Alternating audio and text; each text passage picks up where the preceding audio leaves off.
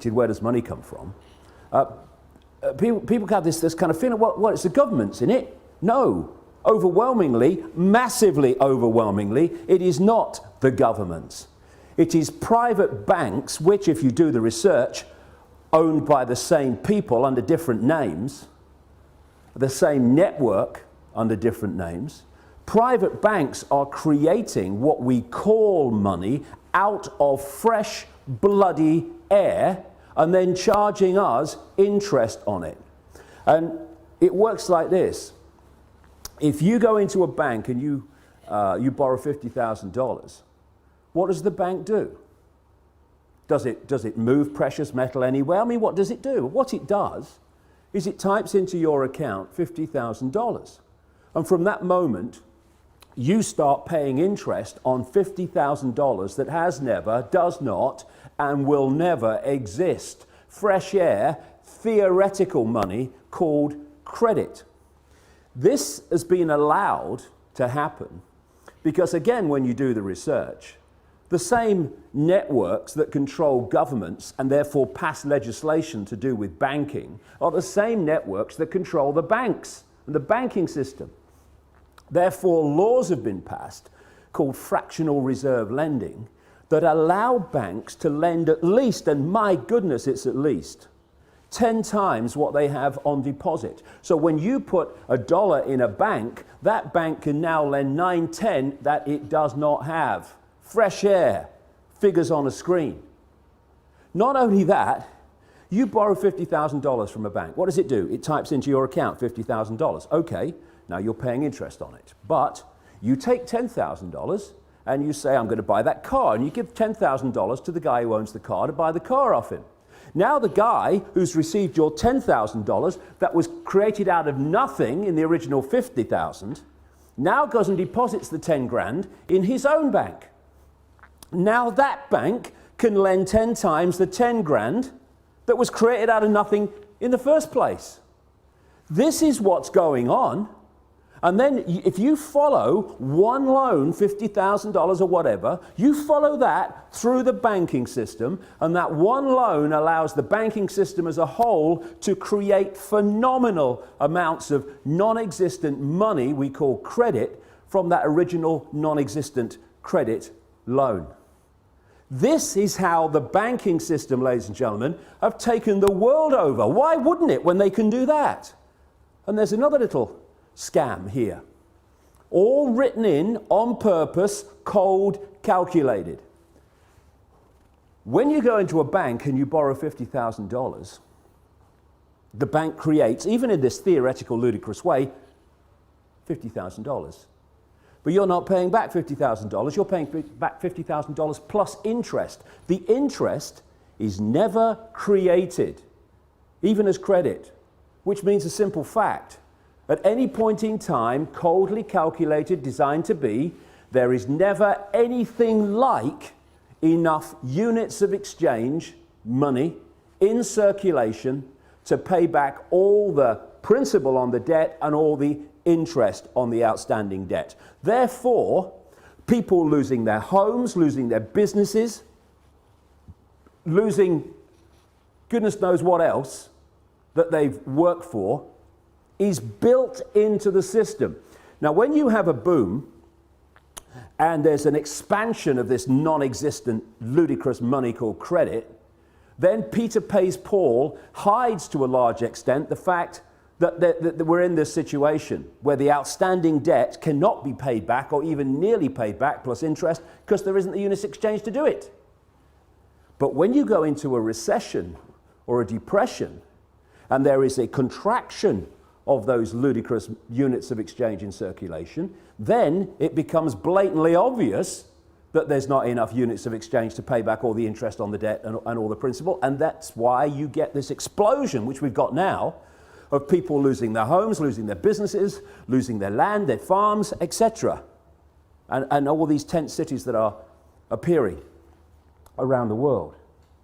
And so we have a system where the private banks, in the end controlled by the same network, not least around the house of Rothschild and others, the Rockefellers too, in America, have been given this level of power to create money and dictate completely, beyond governments, global finance.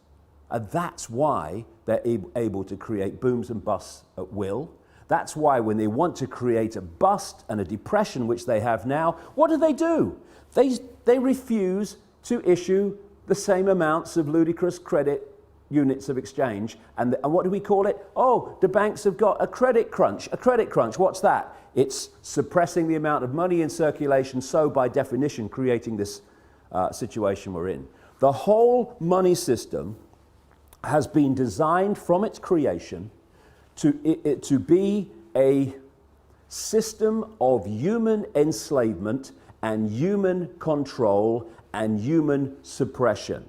So first of all, any occupying protests around the world on the agenda has to be the end of private banks being able to create money out of fresh air on a computer screen and charge interest on it. Now here's a question. Why are governments, they're the government after all, don't they make the laws? I heard somewhere they did.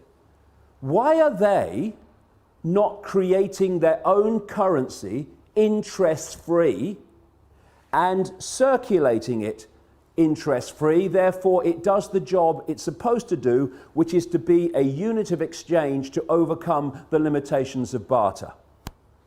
Why? I've said it already. Because the same networks that control the banks control the governments. And so the governments do not pass legislation saying, well, what are we borrowing fresh air money from the banks for, plus interest, and making the people have to pay in taxation all that stuff back? All we got to do is create our own money interest-free, because you see, at the moment, the very unit of exchange which allows economic activity to happen is created at the very start as a debt by people borrowing money from banks called credit. It's a debt from the start, the very unit of exchange in the world. It's crazy, it's insane. Number two, that has got to go. No more governments, and we need to redefine what we see as government too. No government borrows money at interest from private banks. Ludicrous. Then there's another thing.